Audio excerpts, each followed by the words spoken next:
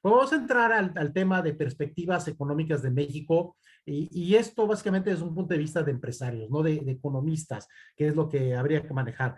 Como bien dijo Andrés, yo soy de origen, soy ingeniero, yo soy ingeniería y después hice una maestría en economía y me dedico a los negocios y asesorar negocios. Entonces yo realmente trato de ver estas cosas desde un punto de vista meramente de toma de decisiones, ¿no? Bueno, vamos entrando a nuestro tema porque realmente, efectivamente, como decían, el 2020 fue realmente difícil, el de 2021 nos ha parecido que en un cierto momento ya vamos más de salida, pero creo que todavía hay muchas cosas que hay que analizar, ¿no? Y lo primero que yo me preguntaría es, ¿qué es lo que estamos oyendo? ¿Qué es lo que yo estoy oyendo todo el tiempo? Y por un lado dicen, bueno, está subiendo la inflación, ¿no? Tenemos la inflación más alta desde 2001, lo cual es cierto, pero bueno, ¿y eso qué es grave? ¿No es grave? ¿O qué pasa, no? Me preguntan mucho si el tipo de cambio va a llegar a los 23 pesos o si va a bajar, ¿no? Entonces la gente se inquieta por esto. Me preguntan si seguimos en recesión, si vamos en recuperación, cómo va la recuperación, etcétera. Si van a subir las tasas de interés, que creo que es una pregunta muy clara. Y realmente poca gente, creo, me pregunta por el empleo, pero quiero hacer un comentario sobre el empleo, porque al final de cuentas es importante, ¿no? Y algo muy común que se me pregunta siempre es si esto es una situación mundial y México solamente es parte de eso. Es decir, y acuérdense que aquí hay que diferenciar, y lo voy a hacer varias veces en esta tarde, hay que diferenciar entre lo que nosotros tenemos que analizar y lo que puede ser el discurso de un político. Los políticos tienen sus discursos, ellos son políticos, pero ellos no están tomando decisiones en el mundo de los negocios. Entonces, obviamente ellos pueden tener otros puntos de vista o manejarán la información de otra manera en un cierto momento, ¿no? Pero bueno, vamos a ver. ¿Qué pasa si hablamos, primero que nada, qué es lo que realmente es importante? Y yo diría que lo que realmente es importante en cualquier país es el crecimiento de la economía. Esto quiere decir el crecimiento del Producto Interno Bruto, que esto es todo el crecimiento de la actividad productiva. Cualquier otra cosa es secundaria. Aunque parezca un poco exagerado, es al final de cuentas secundario lo que vaya a venir después, porque mientras no crezca la economía, obviamente funciona. Y para poner una forma muy sencilla, es como decir, si no hay ventas en la empresa, pues no vamos a lograr nada, ¿no? O sea, no lo vamos a lograr. Oye, es que vamos a generar más empleos. Bueno, pues quitas a uno y pones a otro, ¿no? O les bajas el sueldo a todos y contratamos a alguien más, pero si no crecen las ventas, no hay forma de lograr que esto mejore. Entonces, lo más importante en lo que tenemos que estarnos cuidando siempre es que haya un crecimiento económico. Y esto nos lleva a que ya que haya un crecimiento económico, entonces se pueden empezar a dar otras cosas. Se puede empezar a dar más empleo. Cuando hay crecimiento económico, en automático va a haber empleo. Si no hay crecimiento económico, no puede haber más empleo. Y esto tengo en mente una vez más cuando los políticos hablan. Ellos hablan, ellos quieren ganar votos, pero no puede generarse más empleo si no estamos generando más crecimiento de la economía. El ingreso per cápita no puede crecer, es decir, el ingreso de la población en promedio no puede crecer, ¿no? Sí, a costa unos contra otros sí, sí se puede, pero si no crece la economía, no puede haber, ¿no? Alguien decía, una mujer en el ámbito político, decía ayer que el presidente no va a dejar mayor crecimiento económico, pero sí mayor bienestar. Eso no es posible. O sea, eso no es posible, ¿no? Y la inflación va muy de la mano con el crecimiento económico. Si el crecimiento económico llegara a ser muy grande, la inflación puede llegar a ser negativa. A ese nivel va, ¿no? Y ya una vez que se da todo esto, se pueden dar otras cosas. Entonces ya entramos a que se dé una distribución de la riqueza, que al final de cuentas es lo que buscamos. Y ahí a lo mejor ya entramos al campo un poco de la sociología, pero buscamos que haya una buena distribución de la riqueza, mejores estándares de vida, obviamente buscamos una reducción de la pobreza, mejor capacidad de consumo de la población, ahorro e inversión y producción de satisfactores adecuados, ¿no? Pero eso al final de cuentas lo podemos lograr, ya llamo yo, a un nivel 3. Y para que todo esto se dé, vienen en juego muchas cosas que no tienen que ver con la economía, el Estado de Derecho, reglas claras, visión de largo plazo, competitividad internacional, tecnología, educación, salud, seguridad personal, etcétera, y una parte importante, la agresividad empresarial. ¿Qué tan agresivos en un momento dado podríamos ser? Entonces, todo empieza, insisto, una vez más, básicamente por la parte del crecimiento de la economía, ¿no? Bueno, si hablamos de Producto Interno Bruto, y déjeme tocar rápidamente esta lámina, nada más para que no lo perdamos de vista, no quiero obviar que todo el mundo lo sabe, Cuando se habla de PIB, de Producto Interno Bruto, estamos hablando básicamente de la producción de bienes y servicios en un país o en un estado por un periodo determinado, normalmente cada trimestre. Entonces, es cuánto producimos en todo el país o cuánto se produce por estado de la República y se mide cada trimestre o se publica cada trimestre, porque en realidad hay mediciones que se hacen cada mes, ¿no? Para que no se imaginen que esto es tan fácil, en México se empezó a publicar el PIB trimestral desde 1981. O sea, apenas llevamos 41 años con datos trimestrales. En un país como Canadá, por ejemplo, el Producto Interno Bruto se publica mensualmente. Entonces nos da una idea de cómo son las cosas. Ahora, se mide el incremento del PIB en términos reales, es decir, por arriba de la inflación, y esto me parece muy importante, pues una pregunta recurrente.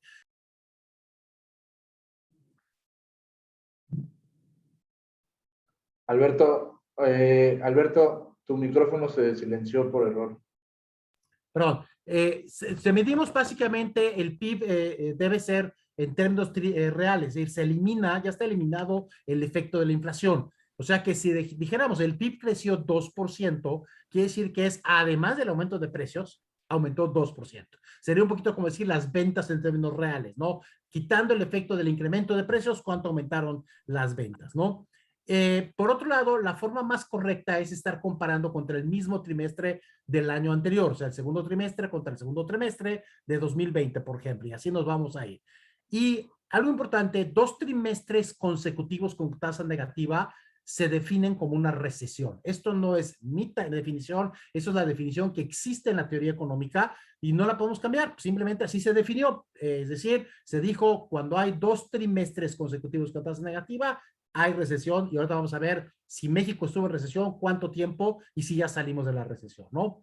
Y finalmente, el Producto Interno Bruto de un país tiene que crecer algo, no puede nada más quedarse en cero. ¿Por qué? Porque está creciendo la población. Y en el momento que hay más bocas que alimentar, por lo menos en esa tasa tendría que estar aumentando el Producto Interno Bruto. Para darles una idea, la población en México en los últimos 15, 20 años, con datos del INEGI, todas mis fuentes son oficiales, yo no traigo otros datos, ¿ok? Creció la población 1.4% cada año. Entonces, si nuestro Producto Interno Bruto está en cero, malo. En 0.5, malo. Tiene que crecer por arriba del 1.4%, porque si no vamos a ser más pobres per cápita, ¿no? Que eso es lo que no queremos en un momento dado lograr, ¿no? Bueno, vamos a ver. Veamos esta lámina y va a decir, oye, ya me hice bolas con todas esas rayitas y barritas y demás. No, es muy sencillo. Solamente quiero que se fijen en 4 puntos. Pero vean, aquí está la historia de México desde 1989 hasta el tercer trimestre de 2002. No aparece el 3, pero está ahí el tercer trimestre. Y las barritas azules son los crecimientos del Producto Interno Bruto de México comparado contra un año antes. Y la línea verde es cómo se ha ido comportando el Producto Interno Bruto si saco un promedio de las últimas 4 trimestres, o sea, sería anual, ¿de acuerdo? Y eso es lo que tendríamos básicamente en esta situación. Entonces, si vemos aquí, aquí está primero la recesión de 1995. Y me parece importante mencionar esta parte, aquí una cosa importante. En 1995, se lo recuerdan, en el primer año del sexenio de Ernesto Zedillo, se dio una recesión por motivos internos. Nosotros, México, por cosas que se hicieron mal, se provocó una recesión. Y en ese momento fue la recesión más grande que habíamos vivido desde 1932. Y los que estábamos vivos pensamos que era la recesión más dura que íbamos a haber vivido en nuestra vida, ¿no? Y pues no, nos sorprendieron ahora ya en el reciente año 19-20. Después aquí pueden ver que hay una recesión pequeña en el 2001. Este fue el primer año de Vicente Fox. Esta es la famosa recesión del .com, que se acordarán. Así le llaman, la del .com, que realmente fue una especie de ajuste, ¿no? Fue pequeñita, pero nos pegó. En Estados Unidos también fue una recesión pequeñita, igual que en Canadá, pero en general nos pegó en varios lugares del mundo. Esta es una situación externa la que provocó esta recesión. Y para que vean que esto no siempre se siente igual, yo les puedo decir que en lo personal, en 1995, yo no sentí la recesión, a mí fue re bien de trabajo, porque casualmente estaba trayendo proyectos con empresas exportadoras y con el gobierno, traía unos proyectos. Y eso hizo que a mí nunca se me cayera la actividad económica. Y en cambio en el 2001, que la recesión fue relativamente pequeña, yo la sentí durísimo, ya no sabía para dónde moverme, ¿no? Y yo decía, pero si es chiquitita, pero me pegó durísimo. Lo que quiere decir que no necesariamente a todos nos está pegando de la misma manera. Vuelve a subir el PIB y vean, aquí está la recesión del 2009, que bueno, la del 2001 duró 4 trimestres, la del 2009 duró 5 trimestres, en realidad empezó el último trimestre del 2008, y esa es la recesión también importada, que es la famosa recesión que tuvimos en el año, que tuvimos por el Lehman Brothers y todos los productos, los bonos chatarra y todas esas situaciones que se dieron en esas épocas, ¿no? Entonces, aquí sería básicamente esa parte. Y después vuelve a subir y esperábamos una recesión en 2016-17, más bien a nivel mundial, ya nos tocaba. Sin embargo, cayó y volvió a subir. Y la verdad es que al inicio de 2020, finales de 2019, inicio de 2020, la economía de los Estados Unidos iba muy bien. Y la verdad es que decíamos, no va a haber recesión. Nada más fue una caída, pero no va a haber recesión. Y si no hubiera habido la caída por la pandemia, se los digo seguro, seguro Donald Trump se hubiera reelegido, porque la economía americana hubiera ido muy bien. ¿De acuerdo? Pero bueno, pues le tocó la recesión. Entonces, aquí se da 8 trimestres de recesión. Lo vamos a ver con detalle, que empiezan en el segundo trimestre de 2019 hasta el primer trimestre de 2021. ¿Ok? Los primeros 4 trimestres es una recesión por motivos internos. Fue errores nuestros, país. Y los últimos 4 continúan esos errores, pero se agrava todo por la pandemia, ¿no? Ya nosotros proyectábamos que en 2020 iba a haber una caída del PIB, yo estimaba un -2%, acabó siendo -8.3%. Entonces, obviamente, yo decía -2 cuando todavía no sabíamos de la pandemia, ¿no? Entonces, ahí tendríamos esa parte. Pero vamos a ver ahorita esta parte desagregada. Lo que sí es un hecho es que todos nosotros, porque no creo que haya aquí nadie ahorita que haya nacido antes de 1932, ¿ok? Todos nosotros, esta es la crisis, la recesión más larga y más profunda que hemos vivido. Y ojalá ahora sí sea la más larga y la más profunda de nuestras vidas, porque eso mismo dijimos en el año 95 y obviamente no se dio. Bueno, vamos a ver primero cómo se han visto estas cifras para ver un poquito realmente qué tanto puede crecer la economía. Miren, aquí está a veces lo hago por sexenios, pero para que no piensen que hay connotaciones políticas, miren, aquí está por decenios, cada 10 años. Del 81 al 90, la economía creció 1.9% promedio por año. Importante, muchos de ustedes probablemente no habían nacido o estaban muy chiquitos en los años 80, pero aquí se dieron 3 recesiones. Al del último año de López Portillo, que salió en el año 82, durante el sexenio de Miguel de la Madrid hubo 2 recesiones, si no me equivoco fueron 83 y 86, ¿de acuerdo? Y ya en el 88 entró Carlos Salinas, ¿no? Pero bueno, por eso que decimos 1.9. En el decenio del 91 al 2000, crecimos muy bien, 3.5%. Aquí hay 3 elementos interesantes. Uno, los primeros 4 años era la presidencia de Carlos Salinas y la verdad es que el crecimiento fue bastante bueno en su sexenio. Después, segundo evento, es que en el 95 tuvimos la recesión fuerte, pero acababa de entrar el Tratado de Libre Comercio y eso hizo que se levantara muy bien la economía y muy rápido. Por eso es que al final de cuentas logramos tener un crecimiento promedio de 3.5% en ese decenio, ¿no? Para que se den una idea de la importancia del Tratado de Libre Comercio, ahora TEMEC, en 1993, un año antes de que entrara el Tratado de Libre Comercio, México exportaba 40,000 millones de dólares. Hoy México exporta alrededor de 500,000 millones de dólares. Entonces exportamos 12 veces antes de que tuviéramos el Tratado de Libre Comercio. Y más o menos ese nivel llegamos ya desde hace varios años, ¿no? Del año 2001 al 2010 crecimos en promedio 1.5. Aquí tuvimos 2 crisis, la de .com que les enseñé, y en el sexenio, el primer año de Vicente Fox, y en el tercer año de Felipe Calderón nos tocó la recesión de Lehman Brothers, ¿no? Y ahí crecimos nada más 1.5. Después pongo del 2011 al 2018, porque 2018 es nuestro año de partida. Crecimos 2.7, lo cual sí está bien, no hubo ninguna recesión, crecer 2.7 está bien. Ténganlo en mente, crecimos 2.7 sin recesiones, ¿ok? Si le agregamos el 2019 y le agregamos el 2020, resulta que en esta última década crecimos al 1.3%. Es decir, el camino que llevamos recorrido en los primeros 8 años lo perdimos por completo en los últimos 2 años. Pero si yo saco un promedio, aquí es 82-2000, está mal decir 81-2020, si saco un promedio de todos estos 40 años, la economía de México ha crecido 2.2% promedio al año. Tengan esa cifra en mente. ¿Por qué? Porque esto es lo que México ha crecido en promedio. Los políticos pueden llegar a decirnos que ahora sí vamos a crecer la cifra que se les dé la gana, pero no me dicen cómo. Y eso es como si una empresa está vendiendo un restaurante vende 1 millón de pesos cada mes. Y de repente llegan y me dicen, ahora sí, a partir del próximo mes vamos a aumentar el 20% cada mes. Pues dime cómo, porque si sabías cómo hacerlo, no lo has hecho. ¿De acuerdo? Entonces, creo que tiene que haber cambios bastante más fuertes en muchas facetas para que podamos crecer a una tasa mayor. Y no estoy hablando del presidente actual, estoy hablando de 40 años.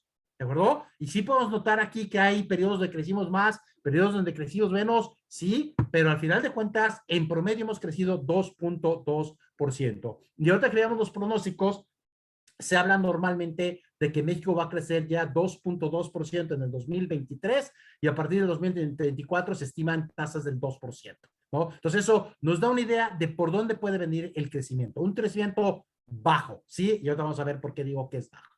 Aquí están las tasas de crecimiento por trimestres para que se las puedan llevar un momento dado también ustedes y analizar. Y aquí están las tasas de crecimiento de 2018. Y ya pueden ver cómo aquí fueron las elecciones al final del segundo trimestre. Ya para el trimestre 4 empezaba a bajar el crecimiento de la economía, ya no crecía tan grande, pero no estábamos en recesión.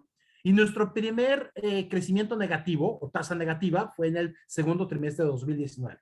Y así nos fuimos hasta el primer trimestre de 2021. Entonces, los primeros 4 trimestres claramente es por motivos internos. Tuvimos aquí factores internos que nos llevaron a una recesión, ¿no? Y ahí estaríamos básicamente, ¿no? Pero a partir del segundo trimestre de 2020 se agrega otra variable. Y esa otra variable es que siguen los factores internos que ya sabíamos, ya estimábamos que nos iban a llevar a un crecimiento de menos 2%, eso decía yo. Había quienes hablaban de más 1 y había quienes hablaban de menos 5, ¿no? Pero bueno, se fue a menos 18%, que fue cuando se cerró por completo la economía. Menos 7, menos 8, menos 4, menos 3. Es decir, 8 trimestres de recesión y empieza la recuperación. No quiere decir que ya estamos bien. Ahorita vamos a ver básicamente esa parte. Y aquí vienen los crecimientos, que son los crecimientos estimados con base en encuestas y análisis que hacen diferentes firmas. Y básicamente es para poder llegar al 5.7 de este año. Probablemente pudiera crecer un poquito más el cuarto trimestre, a lo mejor podría llegar al 10%, ¿ok? Y se habla de que deberíamos estar creciendo un 2.8% el próximo año y un 2.2% en el año 2023. Ahora, ¿qué tan importantes y qué tan buenas son estas tasas? Porque una vez más, los políticos van a decir que son maravillosas, pero vamos a ver realmente qué tan buenas o qué tan limitadas son en un momento dado, ¿no? Bueno, aquí algo que pueden ver es, este es el Producto Interno Bruto de México, la barrita azul. Y está en, aquí lo dice, miles de millones de pesos mexicanos. Son pesos constantes de 2013, es decir, está eliminada la inflación como si todo se estuviera midiendo en pesos o en poder adquisitivo de 2003. Entonces aquí puedes ver cómo va subiendo la barrita azul, empieza a bajar aquí en el cuarto trimestre de 2018, ¿no? Y sigue más o menos constante, bajando, y pácatelas en el segundo trimestre de 2020, que es donde se sumó la pandemia, nos vamos para abajo, ¿no? Obviamente no es cero, aquí la serie empieza en 14,000 o la escala empieza en 14,000. Pero bueno, después ya empezamos a rebotar y empezamos otra vez a mejorar. Pero me preocupan 2 cosas. Uno, que llegamos al segundo trimestre de 2021 y para el tercer trimestre de 2021, otra vez bajó un poquito el PIB. Sí está más alto que 4 trimestres antes. O sea, sí hay un crecimiento con respecto a 4 trimestres antes. Pero si veo la tendencia, me preocupa que haya bajado. Ok. ¿Qué es la línea verde? La línea verde es una regresión lineal. Es decir, ¿qué quiere decir esto? Tomamos los datos de 2011 a 2018 y se hace una regresión lineal con métodos estadísticos, o sea, es una cuestión de mínimos cuadrados, que probablemente muchos de ustedes vieron alguna vez en la escuela. Bueno, algo así tan simple como eso. Y sacamos por dónde debería de haberse ido la línea si hubiéramos llegado hasta 2018 y si hubieran continuado más o menos el comportamiento que llevábamos. Y eso lo que me dice es que al día de hoy, en el tercer trimestre, estamos 11% por debajo de donde deberíamos de estar. ¿Por qué va subiendo la línea verde? Dos razones. Uno, está creciendo la población. Por lo tanto, tiene que crecer el PIB. Hay más gente produciendo. ¿Sí? También hay más bocas que comen. Y segundo, tenemos un crecimiento real. O sea, aunque sea del 2%, del 13%, de lo que quieran, pero hay algo que está creciendo en la economía. Y entonces, tenemos que regresar a la línea verde. No basta con regresar al nivel que teníamos en el 2018. ¿Sí? Tendríamos que estar regresando a la línea verde. Y eso es lo que nos hace más complicada la situación, más, insisto, esta tendencia que va para abajo. Y eso no es algo que me agrade mucho, ¿no? Bueno, aquí está una gráfica que preparé hace unos días, donde lo que estoy diciendo es, bueno, a ver, ¿cómo está la economía de Estados Unidos, de Canadá y de México? Y entonces, siempre que hago estas gráficas y las publico, siempre me llueven golpes por todos lados, de un lado y del otro. Hay los que dicen que soy un exagerado y hay los que lo usan esto para criticar al gobierno. Yo no lo hago para ninguna de las dos razones. Lo hago para que nos demos cuenta de dónde estamos, ¿no? Hay quienes dicen que no somos comparables con Estados Unidos y Canadá. Claro que no. Pero por eso partimos de una base 100. Si en el promedio de 2018 lo pusiéramos como la base 100 y de ahí empezáramos a acumular, pues obviamente Canadá y Estados Unidos aquí van subiendo, tienen su caída, ¿no? La línea roja es Canadá, la línea azul es Estados Unidos, llegaron a ser el 89 y el 92, o bien estaban por debajo de cuando estaban en 2018, y van subiendo. Estados Unidos ya está 4% arriba de su nivel de 2018, Canadá está 1% arriba de su nivel de 2018. Importante, la población de Estados Unidos y la población de Canadá también están creciendo. Es decir, todavía no se recupera per cápita, pero ahí va el camino. Pero ¿qué pasa con México? Tenemos la caída desde 2019, ya por debajo. Después la caída fuerte aquí con la pandemia. Y empezamos a subir, caemos, volvemos a subir y volvemos a bajar. Y ahorita estamos en 92.4. Es decir, nos falta 11% para llegar al nivel en el que deberíamos de estar, si hubiéramos seguido creciendo. Pero nada más para estar al nivel de 2018, estamos más o menos 7.6% por debajo. ¿Sí? Y esto nos hace ver que obviamente si analizamos esto, estamos mal.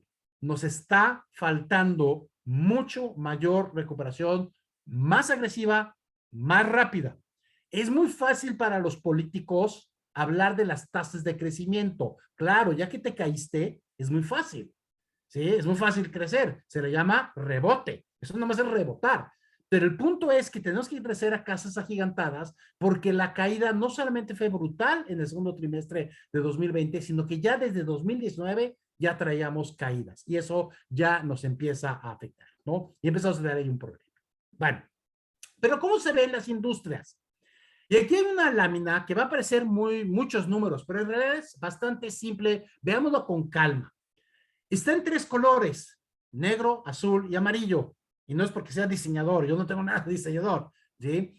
Y la economía se divide en tres partes, la economía primaria, la secundaria y la terciaria. La economía primaria es la agricultura, la ganadería y la pesca. Que aquí hasta la derecha, lo pueden ver, en el caso de México representa el 3% de la economía. Es muy poquito, ¿sí? Muy poquito, eso es bueno. Quiere decir que todo lo demás es grande. Para que no tengamos dudas, México no es un país subdesarrollado, ni siquiera en vías de desarrollo. México se considera un país desarrollado. Esto no lo digo yo, lo dice la OCDE. Está catalogado como un país desarrollado. Dentro de los 35 países desarrollados, está entre los 5 más bajos. Sí, de acuerdo. En Latinoamérica estamos México y Chile. ¿De acuerdo? Chile no es la economía más grande, pero está bastante desarrollada. Incluso en algunos aspectos mejor que México, ¿no? Entonces, eso sería básicamente. Si van a las economías menos desarrolladas, son normalmente en África Central. Y en África Central, básicamente, ahí sí tenemos economías que el 30% de su economía es agricultura, ganadería y pesca. Es decir, que lo demás no lo han desarrollado. Después ven las actividades de las secundarias. que representan el 29%, que es la minería, energía, gas, agua, construcción y manufacturas, toda la industria manufacturera. La industria manufacturera representa el 16% de la economía, ¿ok? Y las actividades terciarias, que son los servicios, representan casi el 64% de todo el PIB de México, ¿sí? Que es muy grande. Y entonces aquí pueden ver cuánto fue de comercio al por mayor, cuánto fue de comercio al por menor, transportes, información en medios masivos, servicios financieros, servicios mobiliarios. Aquí está la parte de servicios profesionales, científicos y tecnológicos. Ahí estoy yo, por ejemplo, ahí yo estoy catalogado. Corporativos, apoyo a negocios, educación, salud y asistencia social, esparcimiento, cultura y deporte, hoteles y restaurantes, otros servicios y el gobierno. Bueno, si todo esto lo ponemos como base 100 en el último trimestre de 2018, digo, en el último trimestre de 2018, ¿qué es lo que estamos haciendo acá? Lo que estamos haciendo es que después yo digo, pongamos el segundo y el tercer trimestre de 2019, que es cuando más cayó, y el tercer trimestre de 2021 para ver qué pasó. Y vean aquí los rojitos. ¿Qué se fue al suelo? Esparcimiento, cultura y deportes, o sea, todo lo que son teatros, cines, todo eso fue al suelo. Y ya está recuperado al 79%. Hoteles y restaurantes al suelo, el 30%. Después el 47%. Ya está recuperado al 79%. Es decir, ¿qué quiere decir esto? Que en promedio, en principio, los restaurantes, si fueran los mismos, tendrían 20% menos venta. ¿Sí? Si hay más restaurantes, pues obviamente todos tienen en promedio menos. O han quebrado restaurantes que se han quebrado como un 20%, y entonces, obviamente, los que quedan vivos, a lo mejor no están tan mal. Pero eso ustedes lo podrán ver, inclusive, ¿no? Bueno, apoyo a negocios, vean cómo fue el 93, 100, y ahora está en 52. Que esto yo creo que tiene mucho que ver con la parte de la nueva forma de trabajar. Aquí vienen desde servicios de fotocopiado, aquí vienen servicios de limpieza, aquí vienen todos los que son servicios de apoyo a las oficinas. Ahora, solamente representa el 2%, y hoteles y restaurantes representan el 1.8%, ¿no? O sea, no son lo más crítico, ¿no? Y aquí pueden ver cómo, por ejemplo, construcción fue otro que bajó a 63, 77, va en 85, ¿no? Transporte que cayó a 59, aquí está, es parte de transporte, es la aeronáutica, está al 76 y ya va al 90%, lo cual, insisto, aquí está la aeronáutica y seguramente la aeronáutica está más abajo del 90%, obviamente, está, pero otros autobuses o otros medios de transporte obviamente pueden haberse recuperado. Entonces aquí ustedes pueden ver en un momento dado cómo van las recuperaciones, ¿no? Podemos ver cómo, bueno, salud es el que nunca cayó, pues porque obviamente, y aquí dentro de salud hay un ramo, un subramo de servicios hospitalarios. Eso en el segundo trimestre no solamente no cayó, creció, pero desafortunadamente, porque eran pues todos los casos que teníamos de COVID que teníamos que estar atendiendo, ¿no? Y entonces subió aquí del 94 al 102 y está en el 110. Entonces, esto nos permite ver que si bien la economía en su totalidad está en 92.5, es decir, estamos un 7.5% debajo del último trimestre de 2018, pueden ver que no todas las industrias han sufrido igual, ¿de acuerdo? Y algunas han sufrido, unas se fueron al suelo y se han recuperado, otras más o menos, bueno, energía, agua, gas se ha mantenido, que esto es bien, esto es muy claro, energía, gas y agua las seguimos consumiendo. Igual que agricultura, ganadería y pesca, a mí me extraña que esto haya bajado, porque normalmente se no cae, porque la gente seguimos comiendo, ¿no? No comemos más, pero tampoco comemos menos. Entonces, ahí sigue básicamente. Y bueno, aquí ya pueden irse a ese momento dado analizando después esta tabla con detalle y ir analizando, bueno, cómo están siendo las diferentes situaciones que se van teniendo, ¿no? Bueno, vamos a ver. Veamos la siguiente lámina. Si vemos aquí la siguiente lámina, estamos hablando de lo que es la inflación. Y cuando hablamos de la inflación, hay varias cosas que en un momento dado se pueden estar analizando. Primero, cuando hablamos de inflación, eso es no decir nada. Así lo decimos, pero no decimos nada. Es una medición de la inflación. Es una estadística de la inflación lo que estamos haciendo. Y en todos los países del mundo se utiliza un índice de precios al consumidor. En México le llamamos Índice Nacional de Precios al Consumidor. En Latinoamérica varios países le llaman igual, ¿sí? Y es lo que trata de medir es cuánto están creciendo los precios para un consumidor promedio mexicano, ¿sí? Ninguno de ustedes, de los que me está escuchando, es clase media. Ninguno de ustedes es un mexicano promedio. Un mexicano promedio debe de andar más o menos como en 4 salarios mínimos. ¿Sí? Obviamente hay una gran cantidad de pobres, ¿no? Entonces, ustedes pueden estar más arriba. Esa es una. Segunda, aunque ustedes y yo pudiéramos ser de edades similares y de ingresos similares, bueno, la edad nos puede hacer que tengamos diferentes formas de consumo. Por otro lado, aunque fuéramos de la misma edad, pues uno tiene hijos, otro no tiene hijos. Uno viaja más, otro viaja menos. Simplemente uno vive en Celaya y otro vive en la Ciudad de México y pues ya los gastos son distintos, ¿no? Entonces, pero bueno, aquí se lleva una idea, para que no digan, oye, es que vi el índice nacional de precio al consumidor y no me representa. No, no te va a representar ni a ti ni a nadie, es un promedio, pero nos da una buena idea de cómo van las cosas. Pero el otro elemento que voy a querer que analicemos ahorita es algo que llamamos de inflación subyacente. Probablemente la han oído, aunque no siempre la estamos analizando. La inflación subyacente, como lo dice ahí, es al índice nacional de precio al consumidor, que normalmente llamamos el índice general. A ese índice general, lo que hacemos es que en un momento dado le vamos a quitar lo que son los aumentos de precios en energéticos y en alimentos. ¿Y por qué se le quitan? Porque se consideran muy volátiles. Ahora, aclaro, esto de la inflación subyacente no es un invento mexicano, porque hay quien dice, ay, sí, es que el gobierno lo hizo para que se vea menos fuerte. No, no, no, no, no. Eso existe en el mundo. En inglés se le llama core inflation, C-O-R-E. Entonces, si ven core inflation como inflación central, se refieren exactamente a esta medición. Y en todos los países, yo llevo mucho control de México, de Estados Unidos y de Canadá, en todos estos países, obviamente se eliminan energéticos y alimentos. Y lo que nos va a dar es una medida más clara, o sea, a la larga tienden a ser iguales, pero tiende a ser más volátil la inflación subyacente y para muchos análisis puede ser importante. Bueno, aquí está México en los últimos años. Aquí estamos 7.37 hasta noviembre, o sea, esa es la cifra que conocimos, ¿qué fue? Creo que el viernes pasado, ¿no? Una cosa por el estilo. Entonces, 7.37, que dice que es la inflación más alta desde 2001, sí, sí es cierto. ¿Qué tan grave? Yo no creo que sea grave, pero desde 2001. Pero la inflación subyacente es 5.67. Podríamos decir que eso para allá debe de tender en un momento dado. Ahora, vean los años históricos. Los últimos años, 19-20, 2.83, 3.15. O sea, obviamente tenemos el doble o el triple. Entonces, no está tan malo, digo, tan fácil. Pero en los 5 años anteriores, de 2016 a 2020, la inflación fue 4.19. Traemos un 7.37. ¿Sí? Sí está alta la inflación, pero pensar que la vamos a bajar al 1%, al 1,5%, al 2%, como es Estados Unidos y Canadá, lo veo muy difícil. Vamos a estar alrededor del 4%. Que si lo ven cómo ya se van pareciendo la subyacente y la inflación general. Entonces, si vemos aquí, vean esta gráfica.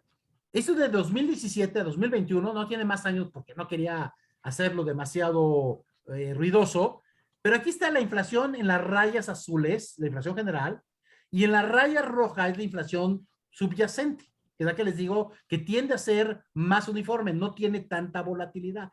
Y si ustedes ven, sí, claro, la inflación fue 7.37, fue la más alta desde 2001. Pero oigan, bueno, en 2017 llegamos casi a 7, como a 6.8, 6.80 y algo fue. No me acuerdo exactamente la cifra, pero fue 6.80 y algo. Es decir, no es que estemos tampoco en una situación fuera de serie en la historia reciente de México.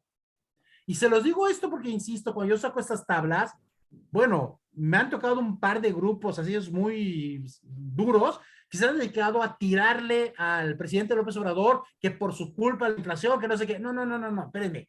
Hay otras cosas que hay que quitar al presidente, pero la inflación no creo que sea necesariamente algo meramente responsabilidad de este gobierno, ¿de acuerdo? Puede haber otras variables. Sí es un problema que estemos en esta inflación, pero qué tanto rápido vamos a bajar. Eso lo vamos a comentar ahorita, ¿no? Bueno, Aquí está la inflación para que vean.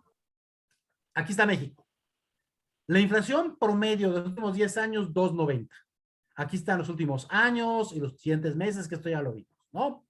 Vean a Canadá y Estados Unidos. Canadá ha tenido en promedio 1.65, Estados Unidos 1.72, México 3.90. O sea, México en promedio ha traído poco más de 2 veces, como 2.4 veces la inflación de Canadá y Estados Unidos. Y lo que quiero decirles con esto es que no esperemos, bueno, al menos yo no esperaría que la inflación de México cuando se ajuste vaya a bajar abajo del 4%. Vamos a dar por el 4%.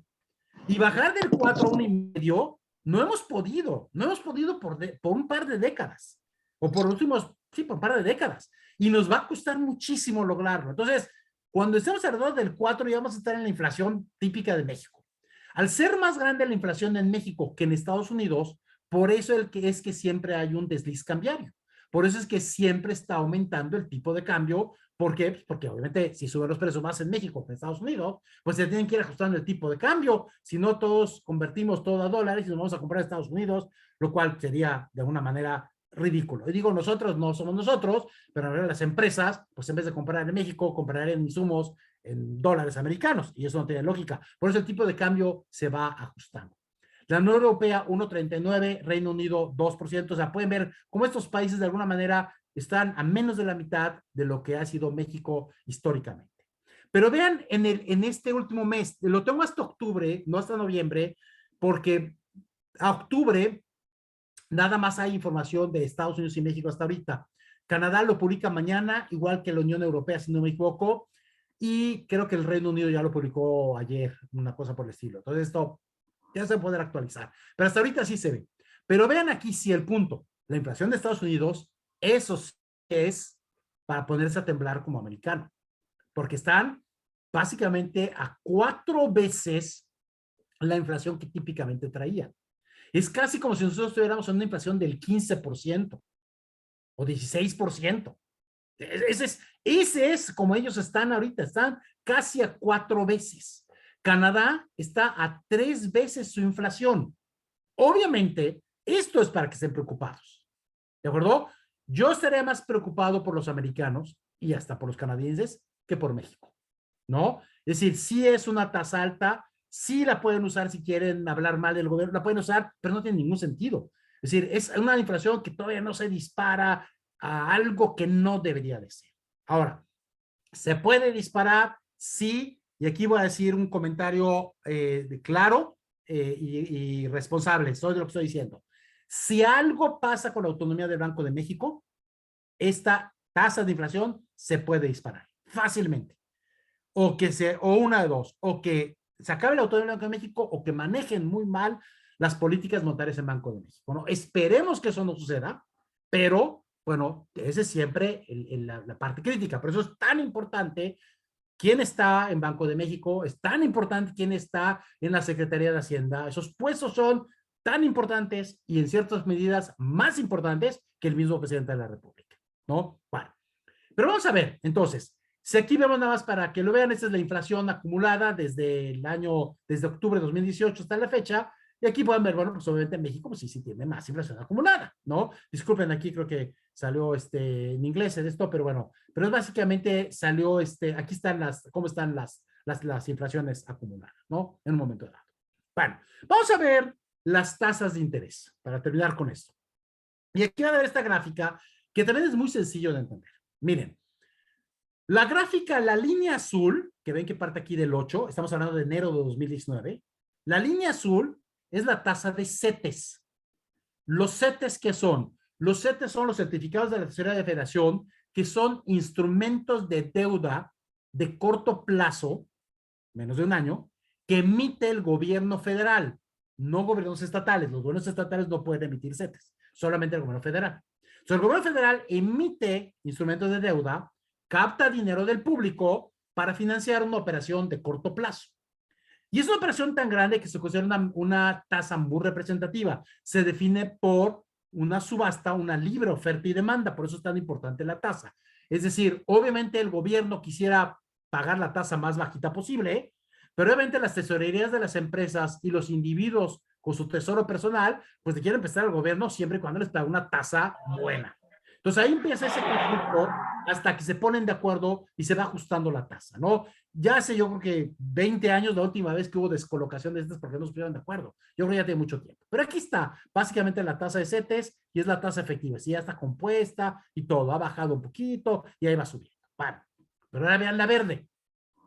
La verde es la tasa de inflación. Me voy a parar aquí hasta el 2020. Pueden ver que la tasa de CETES es más alta que la tasa de inflación. Lógico, obvio, así tiene que ser. Si yo resto la línea azul, le resto la línea verde, me da la línea roja, que es la tasa real. ¿Sí? Es una resta entre comillas, es una descomposición, es una división, pero para fines prácticos, digamos que es una simple resta. Y entonces, obviamente, los CETES tienen que pagar arriba de la inflación. Yo les diría que cualquier tasa de cualquier país tiene que pagar tres cosas. Tiene que compensar la inflación. En el caso de México, tiene que pagar una tasa internacional, que es chiquititita, o sea, ahora en el 0.1% estará, ¿sí? Y todo lo demás es riesgo país. Verde duende o algo así. Cuando se habla de riesgo país o hablamos de riesgo país, no lo estamos inventando. Los mercados ponen eso. Si mañana dijeran que los CETES van a estar aquí abajo, pues la gente va a decir, oye, no me pagan el riesgo país, me voy a otro país más seguro a invertir mi dinero. Entonces, por eso es que tiene que haber esa parte. Y es normal, está bien, hasta ahí no pasa nada. Y ahí va, entonces, la tasa real. Pero, ¿qué pasa desde mediados, o ya sea finales de 2020? La tasa de inflación está subiendo, la tasa de CETES va bajando. Qué bueno que está bajando la tasa de CETES, ¿no? Qué malo que está subiendo la inflación. Y vean qué pasa con la tasa real, se vuelve negativa. Pero esto mismo está pasando en Estados Unidos y esto mismo está pasando en Canadá. O sea, demostrado, no es un invento, así está. Entonces, en este momento, los CETES pagan menos que la inflación, lo cual es inaceptable. Los mercados no lo van a aceptar. ¿Por qué lo están aceptando? Yo supongo que los mercados están anticipando que la inflación va a regresar a niveles bajos pronto. Y pronto a lo mejor son 2, 3 meses. Yo pensaba que la inflación iba a empezar a bajar en el mes de octubre y noviembre. Más pensando en Estados Unidos, no tanto en México. Pero pensando en Estados Unidos, pensaba que iba a estar en octubre y noviembre. Obviamente no sucedió, ¿no? Bueno, o sea, tampoco tiene que ser tan preciso, ¿no? Pero aquí hay una parte que es importante. Si cede la inflación en 3 meses, no va a pasar nada.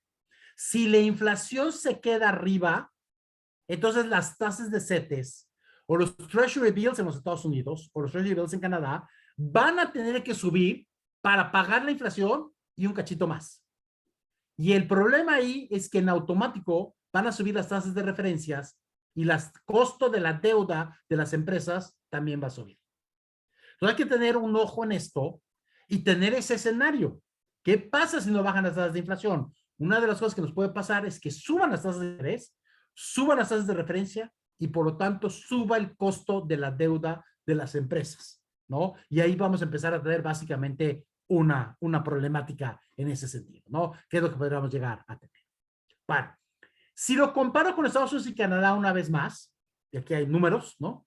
De 2016 a 2021, ¿sí? Pero vamos al promedio de estos 6 años. Vean, Estados Unidos en promedio, los Treasury Bills de 3 meses, que era lo equivalente a unos CETES de 90 días, ¿no? Pagan 9.95%. Es lo que han pagado. No es real, no es tasa real, no es por arriba de la inflación. Eso es todo lo que pagan. ¿Sí? Hay gente que cree en Estados Unidos, que cree en el gobierno americano y está dispuesto a dejar su dinero por menos de un punto porcentual al año. ¿Sí? En Canadá están pagando 0.8%, un poquitito menos que Estados Unidos. Esto la verdad es que ha sido en esos últimos 6 años. Si yo tomo una historia de 20, 25, 30 años, Canadá ha pagado como 0.1% más que Estados Unidos. O sea, pero bueno, ahí van de la mano, más o menos.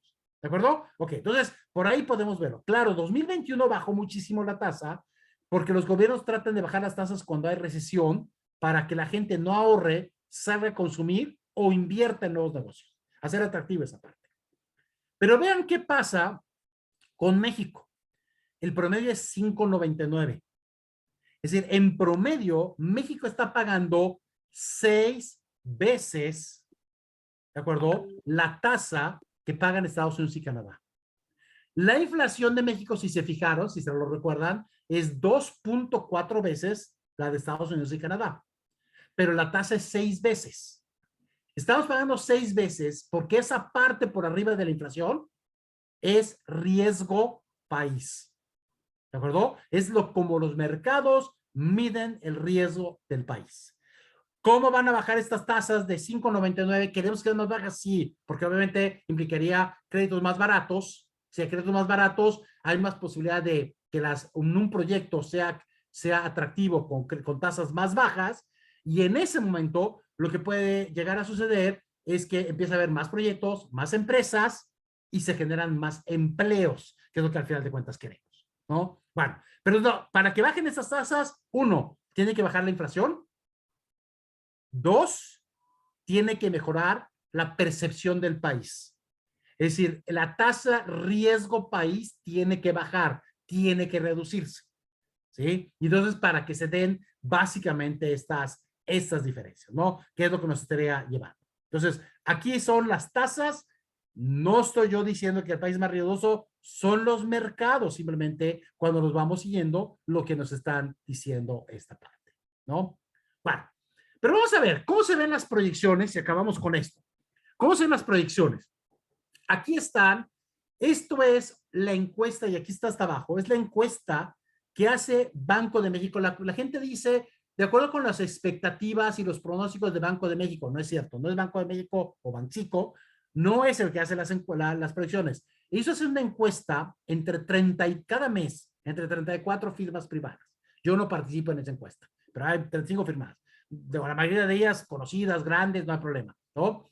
A veces 32, a veces 38, pero por ahí va, ¿no? Y sacan un promedio, ¿no? Y podemos ver cuál fue el dato más alto, el dato bajo, o sea, sí tenemos información. Lo hicieron en la segunda quincena, en los últimos días de noviembre, y esto fue publicado el 1 de diciembre. Se los digo esto porque va a cambiar, cada mes está cambiando. 2020 son datos reales. Se espera 2021, 2022, 2023. Y aquí está el crecimiento del PIB. No me voy a detener porque lo voy a ver con detalle en la siguiente lámina. Cayó 8.3. Se espera que crezca este año 5.7, lo cual no compensa la caída del año anterior. Y se espera que crezca 2.8 en 2020. Simplemente si suman estas dos tasas, seguimos sin compensar la caída del 2020, ¿no? Es la complejidad. Pero bueno, el tipo de cambio se espera que cierre en 20.89 este año.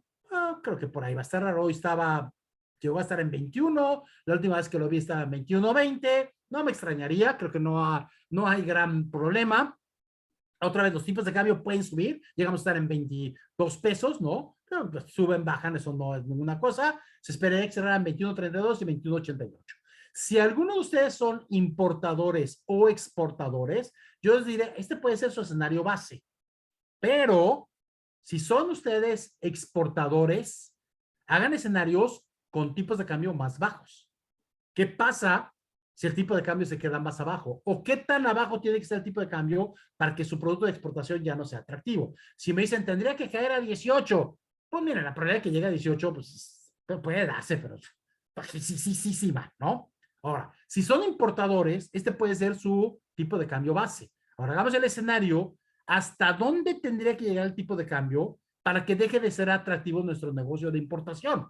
¿No? Lo mismo, si me dicen, tiene que llegar a 28 pesos, sí puede llegar a 28, sí puede llegar, ¿no? Es más, puede llegar unos días y bajarse, ¿no? Sí puede llegar, pero la probabilidad es muy baja. Pero si ustedes me dijeran, si en 2022, con 22 pesos de tipo de cambio, ya mi negocio de importación ya no funciona, pues entonces estás en una situación de alto riesgo por tipo de cambio. Y el problema es que el tipo de cambio es volátil, ¿no? Al final de cuentas. Aquí está la tasa de desempleo. 4.44, 4.19, 3.95, ¿de acuerdo? Que digo, no va mal el desempleo en un determinado momento. Pero aquí en el empleo, a mí me gustaría hacer un comentario que lo estoy viendo más en Estados Unidos y Canadá, pero yo creo que está sucediendo o va a suceder lo mismo en Estados Unidos. Lo que yo veo más hacia el norte es que por un lado hay tasas de desempleo relativamente altas. Cuando digo relativamente altas, si no me equivoco, Estados Unidos trae ahorita 20% más desempleo que el traía en 2018. Es decir, que si la tasa de desempleo era 4, ahorita es 4.80, o sea, no es menor, ¿no? Pero sin embargo, en Estados Unidos y Canadá, las empresas se quejan de que no encuentran gente. Y lo que, de una manera de leer con varios analistas y estar viendo, creo que aquí hay una parte que vale la pena que tengan en mente, piénsenla y si tienen alguna idea, díganme y nos sentamos a tomar un Zoom café y lo comentamos. Pero yo creo que están cambiando el tipo de empleos y es lo que está haciendo difícil encontrar empleados adecuados. ¿Qué quiere decir con esto? Lo que quiero decir con esto es Mis que chiquitas. me pasó, lo oí de una empresa canadiense que tenían 4 personas, básicamente ellos déjenme silenciarlos a todos. Tenían, bueno, ¿me escuchan? Sí. Ok.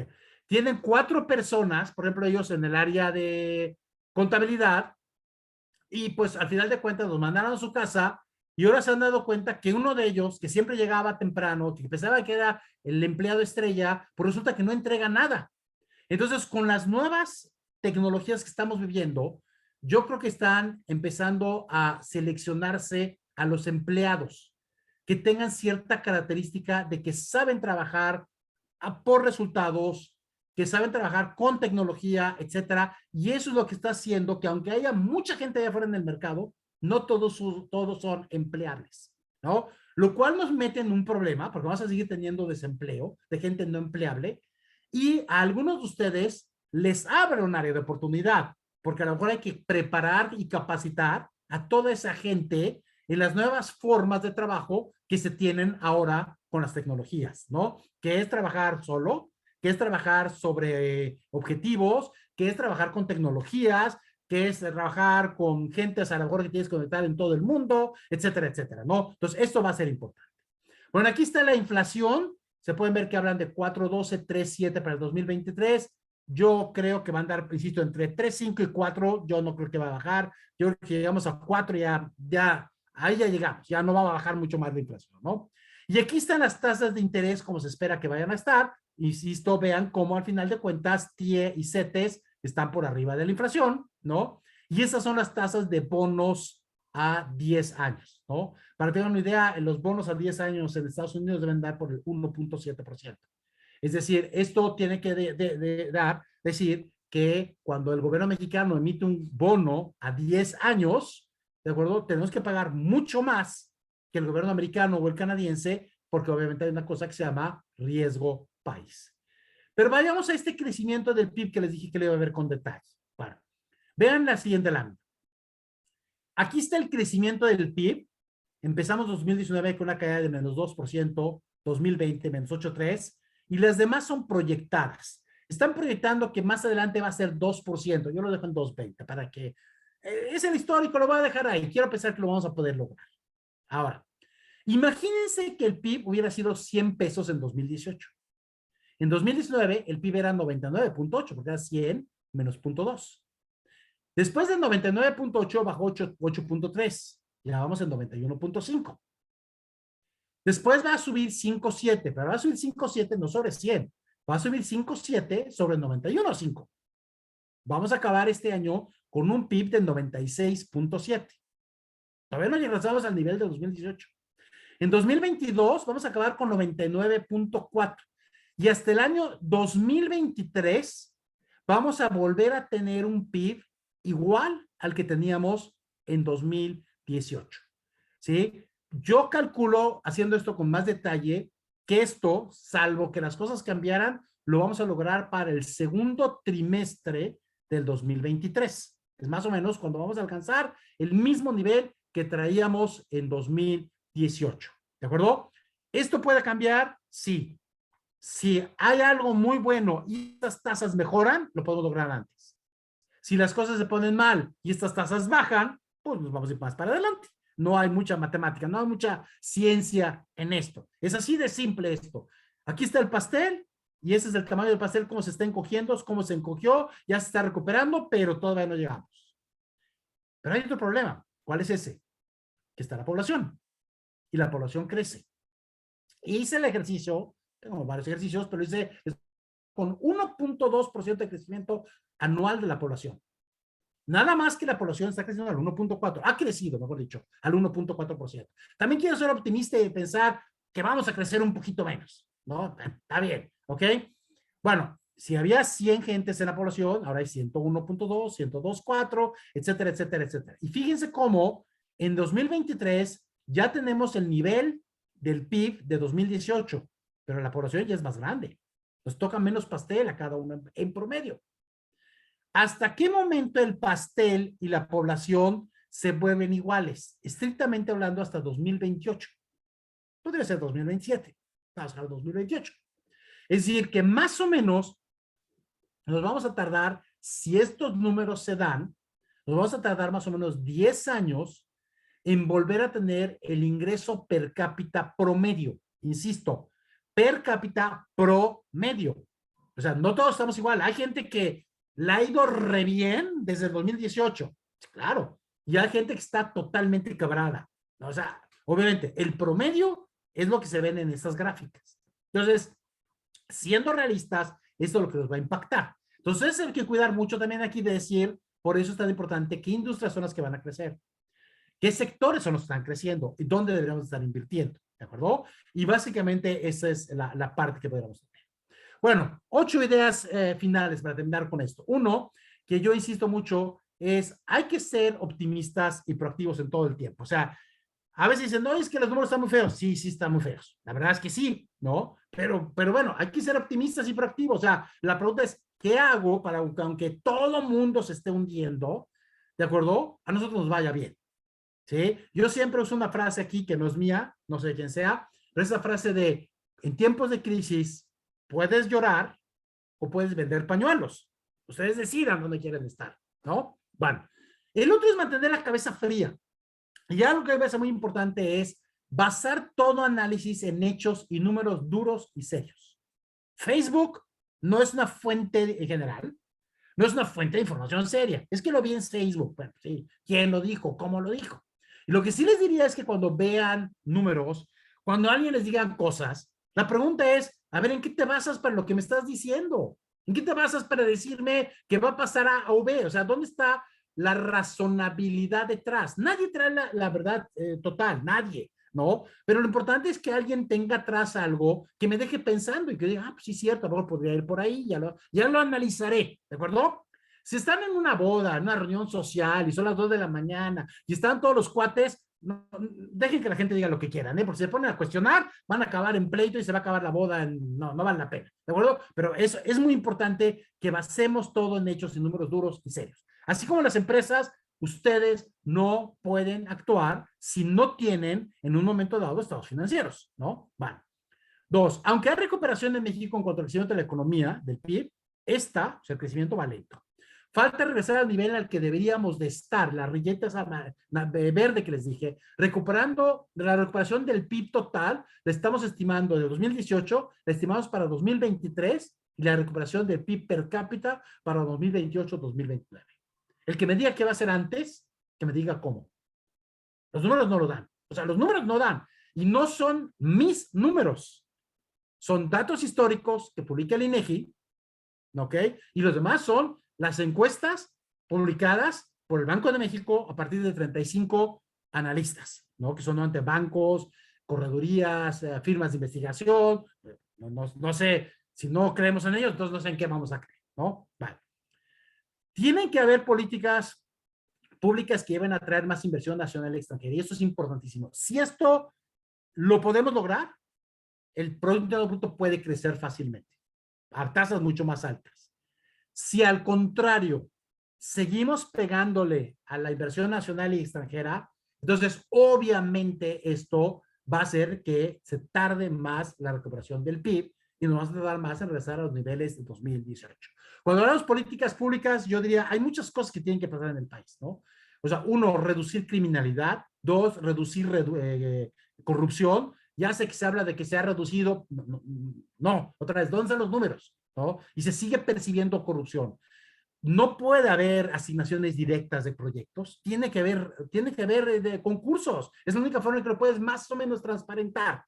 Pero además de todo esto, tiene que ver toda la parte del Estado de Derecho, el respeto a los contratos. Si ya acordamos algo, se tiene que cumplir, etcétera, etcétera, etcétera, ¿no? Y esas cosas se tienen que estar dando, porque de otra forma, la inversión no tiene nacionalidad. Se mueven de país en país y se van a ir a otro país, no sé a dónde, pero podrían moverse. No todos los países, no todas las industrias se están recuperando las universidades. Ya lo vimos, unos lo van a hacer más rápido que otros y es donde hay que tener más cuidado por industrias, por Estado de la República, por lugar específico donde se encuentre, ¿no? Siguiente, la inflación básicamente yo esperaría que los próximos 3 meses ya se vaya a volver a ajustar, empiece a bajar y en México podría llegar básicamente a unos 5, digo, en Estados Unidos y Canadá podría llegar a 1,5 o 2%, pero en México se va a quedar en el 4%. No esperen menos inflación, no la hemos tenido, no veo por qué debiéramos de tenerla, ¿no? O sea, no va a ser tan fácil. Si no baja la inflación en los próximos meses, entonces entramos en otro problema y ya lo platicaremos en 3 meses. Si no baja la inflación, entonces el problema es que las tasas de interés vayan a subir. Y eso nos pega en el costo de la deuda. Se aumenta el costo de la deuda de las empresas. Entonces, las empresas van a decir, no hago proyectos porque no me conviene. A esa tasa de costo del crédito, pues no salgo. Y entonces en ese momento se hacen menos proyectos, se generan menos empresas y varias cosas. Se generan menos satisfactorios para la comunidad, se pagan menos impuestos porque no hay empresas y el más importante, se generan menos empleos, que es el que más nos importa, que se generen empleos, ¿no? 3 o 7 ya será bien. El futuro próximo sigue siendo incierto y difícil de anticipar. Si no es que dijéramos ya, todo se ve claro, no. Los escenarios posibles son diversos. Y cuando digo son inciertos, podemos hablar a nivel mundial, primero. O sea, la pandemia no está dominada. Todavía estamos viendo el Omicron, a ver qué pasa, ¿no? Y estamos todos a la expectativa de qué va a pasar. Pues igual nada, pero igual nos vuelven a cerrar a todos. Y entonces ahí todo eso puede ser muy complicado. Entonces estamos en una parte muy incierta, difícil de anticipar. Más aparte, problemas que estamos viendo de Estados Unidos, por ejemplo, con Rusia, por toda la parte de Ucrania, pero Rusia a su vez es proveedor de gas para Alemania y por una parte de Europa, y se puede lo complicado, y después sobre todo el problema con China.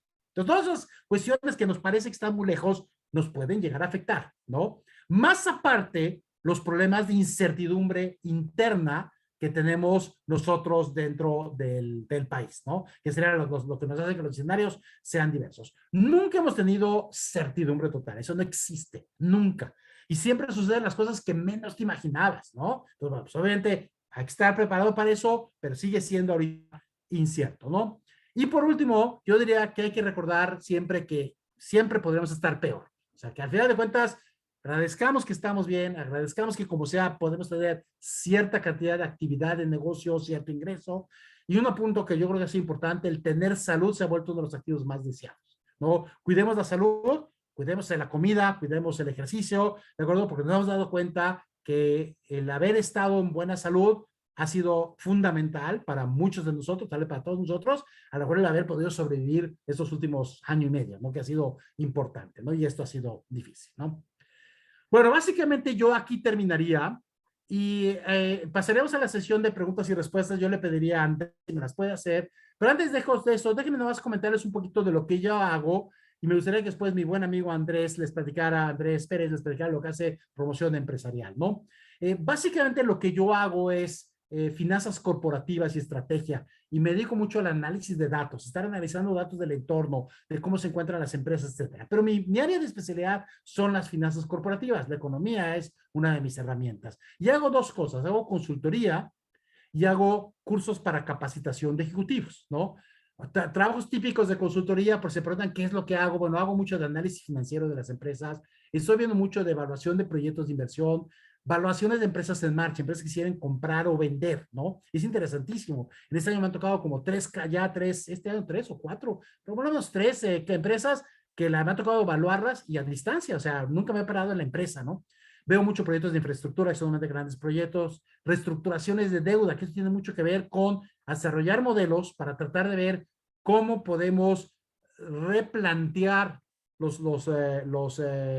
las condiciones de la deuda para que sea viable y le dé viabilidad a la empresa, ¿no? Hago mucho de modelación financiera, todo lo que son números fundamentalmente, análisis de rentabilidad, creación de valor económico de las empresas, mucho de análisis de costos y planeación de utilidades, ¿no? Desde cosas tan simples como sacar puntos de equilibrio de las empresas por unidades de negocio, ver qué pasa si hacemos diferentes políticas, estrategias, y en general todo lo que es mucho trabajo con consejos y con altos directivos en el análisis del entorno y en la planeación estratégica. Y en la parte de los cursos ejecutivos, los típicos que normalmente manejo es mucho de análisis financiero, finanzas para no financieros, cursos de evaluación de proyectos, de flujo efectivo, evaluación de utilidades, cursos de rentabilidad y creación de valor económico, algún curso de análisis de la economía y algunos cursos de precio y valor de las empresas, ¿no? Algunos de ustedes de los que están ahorita aquí, les agradezco, han estado en mis cursos y algunos de ustedes de los que están aquí también me han contratado para algunos proyectos en los últimos 2 años, también pues se los agradezco, ¿no?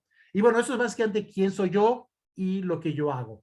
Y les quiero pasarle el micrófono a mi buen amigo Andrés Pérez de Promoción Empresarial. Andrés y yo tenemos como 25 años de conocernos y siempre tratando de hacer cosas y creo que en los últimos años hemos hecho varias cosas en conjunto.